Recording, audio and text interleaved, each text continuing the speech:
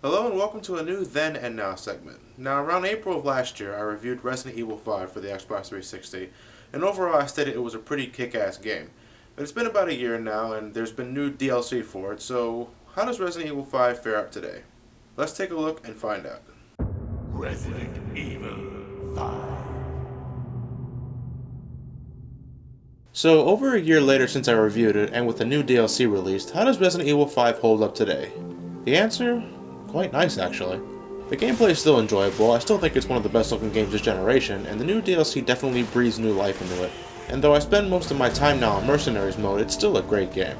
Resident Evil 5 was recently re-released as Resident Evil 5 Gold Edition. It's basically just the same game with the new DLC included. If you have the Xbox 360 version, the game came with a voucher that you can use to download the new stuff. But if you got the PS3 version, the new stuff is already inside the disc.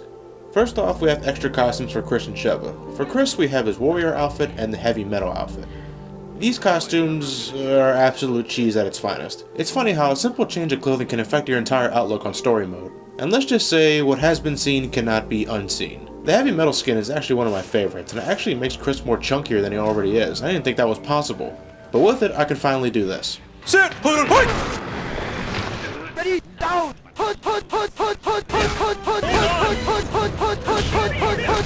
For Sheva, we have the business suit, which instantly reminds me of Hunnigan from Resident Evil 4, and the fairy tale costume, which is probably my absolute favorite costume of Sheva's. In addition to new costumes, we also have the new Mercenaries Reunion, which is just like regular Mercenaries but with more characters. In addition to the new costumes for Chris and Sheva, we also get Josh, who should have been in Mercenaries to begin with, and Excella, who I gotta say was a total... Barry?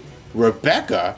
Holy shit, that's awesome. But where's Jill? And what happened to Wesker? Oh, Capcom, why did you take those two characters out? It's really not a reunion if the entire Resident Evil 1 cast is not included together. Way to shoot yourself in the kneecap there.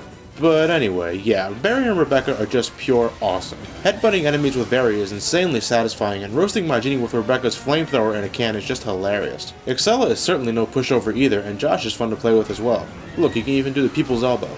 But of course, the biggest additions to the game is the new Lost in Nightmares chapter and Desperate Escape. Lost in Nightmares allows you to control both Chris and Jill through a dispenser estate in a segment that was originally only a flashback in the main game. Lost in Nightmares is an enormous tribute to the first Resident Evil. The opening section of the dispenser estate is almost an exact replica of the Archelay mansion from the first game, bringing its atmosphere and creepiness with it. This new chapter definitely makes me feel like I'm playing a Resident Evil game. The ambience, the atmosphere, no music, and I was pretty damn tense during my entire playthrough of this chapter. Hell, this son of a bitch actually gave me a scare when I first encountered him. That's right, I actually got scared in Resident Evil 5. I think it's safe to say, but I think a lot of people would have preferred if the entire game went in a direction such as this. And look, by examining the mansion entrance 3 times, you can even switch the camera to become just like the classic games. That's definitely a nice little throwback there. Desperate Escape allows you to control Jill or Josh as you discover just what was going on with the two as Chris and Sheva dealt with Ouroboros and Wesker. This chapter is definitely the more action-happy of the two. You're definitely going to be doing a shitload of shooting, and there's going to be plenty of explosions. As a whole, it's fun, but Lost in Nightmares definitely gets my vote as the better of the two. Finally, and I probably should have covered these first, but we also have Versus Mode. This DLC was released far earlier than the rest, but by the time it was released I already reviewed the game, so it was a little too late to include it. Versus Mode is similar to Mercenaries, as your goal is to rack up as much points as possible before time runs out. However, this time you're not alone. There are two modes, Slayer and Survivor. In Slayer, your job is to simply kill more enemies than your opponent. The catch is, however, is that your opponent can also kill you, and trust me, that will happen a lot. In Survivor mode, your goal is to kill your opponent more times than he or she can kill you. Killing enemies does little for your score, so it's up to you to find out the best way to wipe out your opponent. Personally, I find these modes a bit lacking. With the current control structure, there have been many times where I've seen the opponents just stand there and deliver bullets to each other, looking like utter morons. But I guess that's what happens when you can't move and shoot at the same time. Now, I commented on the music last time, but over the year, I've grown to really love this game's soundtrack, especially the orchestrated pieces. Major props to the composer. The voice acting, however, has become noticeably worse over the course of time. Come on, how can you not laugh after hearing Graphically speaking, I still think it looks gorgeous. I mean, even with the cheesiness of the new costumes, the game still shines brilliantly. Multiplayer still rocks, especially online, where I love guiding newbies around the areas they have difficult times with. It's still this game's best feature. But the big question I've been kind of avoiding until now is whether or not do I think this game surpasses Resident Evil 4.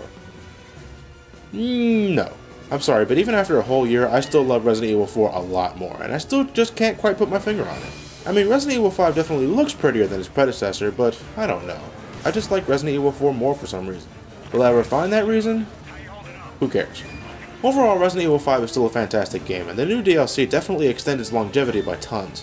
I love the new costumes, the new chapters are great, and the new Mercenaries reunion can be very addictive. However, for the best experiences, I recommend online play or playing with a friend. It becomes a shitload more fun when you got a friend. My score back then was 8.5, and my new score is, well, 8.5. You can thank the new DLC for keeping the score the same. With all that said, I'm Johnny the Super Gaming Brothers. You guys have a great night. Thank you for watching, and stay tuned for more.